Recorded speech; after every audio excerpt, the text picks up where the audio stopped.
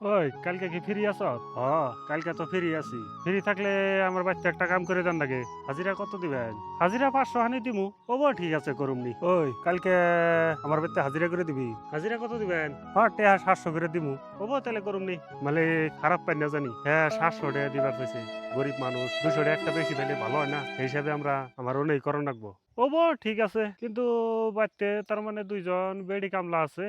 কড়া ইট উঠান লাগে উপরে। বেডি মানুষ কইলো যে ইট গুনা তো বেড়া মানুষ হইলে ভালো হইতো, উপর তলায় মানজাই করে কাহি করে নেওয়া অসুবিধা, তাই আর কি হবো।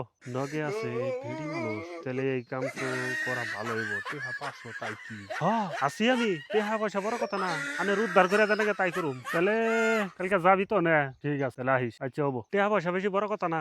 হ্যাঁ হ্যাঁ 500 দিবার কইলেও তার ভিতরে अबे দিব, साले। তার কামটা করে দেন রাখবো বুঝছেন। হ্যাঁ হবো, তুই যে কত বড় কামলা ওটা আমি দিশা পাইছি। তোর নাগাল চুতিয়া কামলা আমার লাগবো না, ঠিক আছে?